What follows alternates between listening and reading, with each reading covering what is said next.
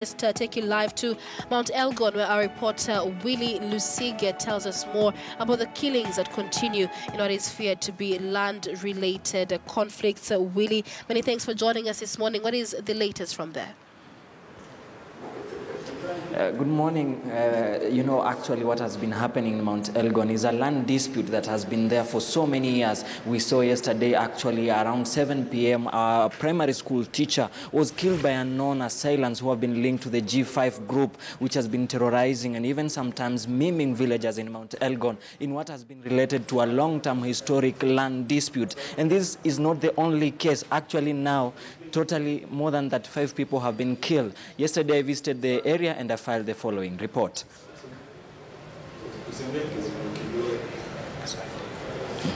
These are Malakisi residents still perplexed and wondering what transpired when unknown assailants killed Nasikiri, a 26-year-old primary school teacher who was shot several times in her mother's house. The attackers also proceeded to kill a number of animals in the homestead a few hundred meters from the nearest police station. Sikia mlio wa risasi ya kwanza.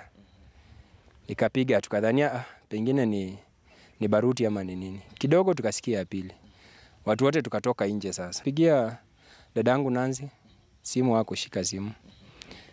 Nikapigia mama pia hakushika. So nikaenda nikapata brother yangu, tukakuja naye mpaka nyumbani hapa.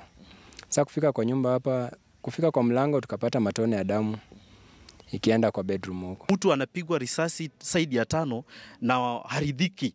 Anapiga mtu risasi saidi ya 5 na hizi ridhika, amekufa. Na anatoa hiyo hasira, anamalizia kwa mnyama ambaye hana hatia.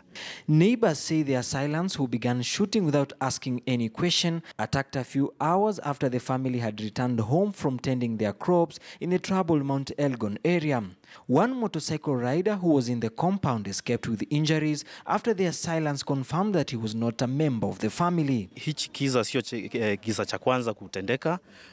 Wiki moja karibu na masiku hivi tumekuwa na kisa kama hiki kimetendeka hapa Stabicha, wamebomoa duka.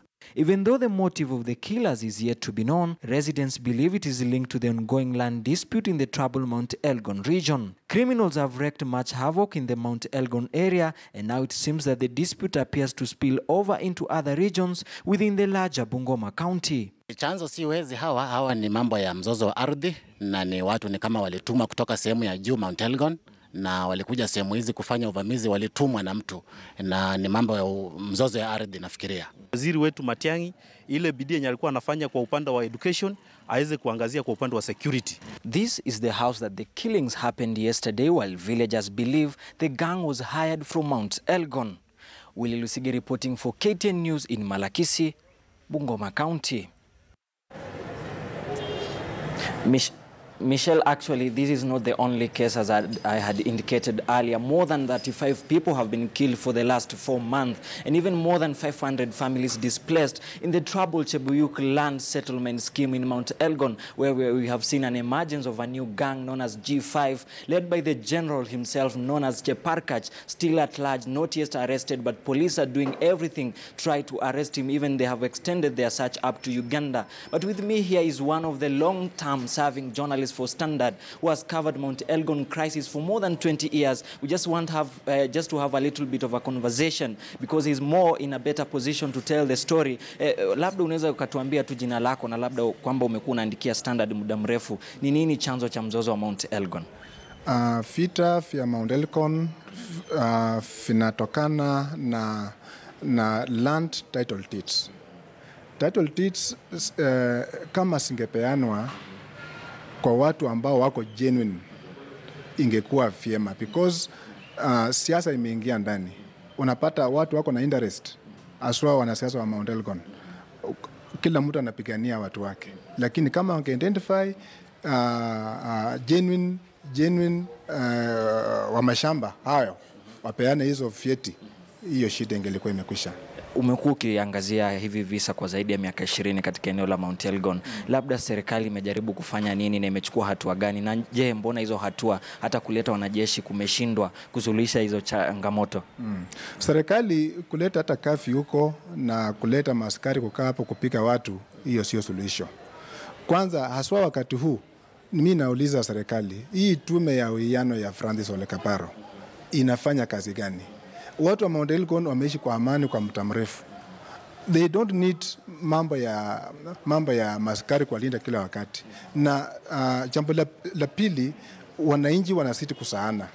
The more wanakaa bila kupeana hiyo title deeds, watu wanaongezeka kwa haraka. And unaweza kuona visa vya uchambazi sasa ni vijana ambao wanataka kudevelop. Yeah, hiyo ndio shida ambayo iko huko. Na tumeshuhudia labda katika siku za nyuma wakisema kwamba wale waliopatiwa mashamba wengine hawakuwa wakazi wa Mt.Elgon. Je, ni kweli? Na unadhani sasa itakuwaje rahisi kwa serikali kujua sasa ni nani anayefaa kupewa shamba hilo, kwa sababu muda ushapita, wengine washafariki na watoto wamezaliwa? Unadhani ni njia gani inafaa kutumika? Serikali inafanya haifanyi vile inatakana. Wazee wangali huko Mt.Elgon ambao wamezaliwa huko kwa hii miaka yote, wanatumia watu wengine wa nje kuja kutafuta the genuine stakeholders wa hiyo mashamba, ambapo ni makosa. Watumie wazee wa hiyo area ambao wamezaliwa miaka iliyopita, ndio watasema hii shamba ilikuwa ya fulani, hii shamba ilikuwa ya mtu fulani. Hiyo ndio solution. Unavyosema hivyo kwa sababu Michelle Ngele mwenzangu studio amekuwa akizungumzia swala la mediation na pia yale mazungumzo. Kwa hivyo unadhani hakuna haja ya kutumia polisi, ni mazungumzo tu na wananchi waeko pamoja ili suluhisho liweze kupatikana? Uwiano. Francis Ole Kaparo ni lazima aonekane katika hii aswa wakati huu. Watu wa Mt.Elgon wameishi kwa miaka mingi sana bila kusosana. Yeah. Mambo ya shamba hizi fanya huwa wakikosana kila wakati. Uwiano ndio una solution katika hiyo maneno.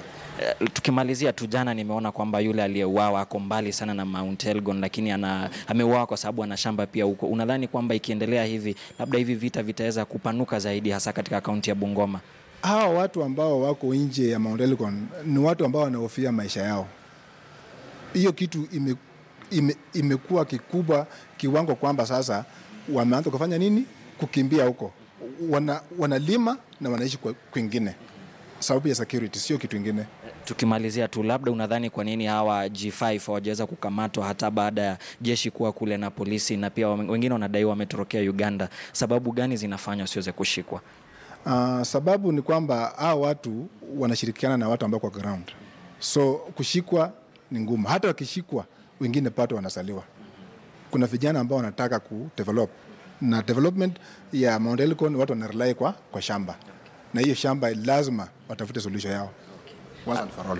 Okay, asante sana. So Michelle, as you can hear from the journalist himself, Benjamin Sakwa, who has been covering the Mt.Elgon crisis for more than 20 years, this land dispute seems can only be solved maybe by using non-violence methods and even dialogue, instead of using police officers and even the military, who so far have not been able to solve the situation. And actually currently things are getting worse while villagers are fleeing from the troubled Mt.Elgon Chebuyuk settlement scheme. Michelle. All right, many thanks, Willie Lusige there with an update on the killings in the Mount Kenya region there. We'll be bringing you more details of the same in our subsequent bulletins. Meanwhile, at least 50 families have been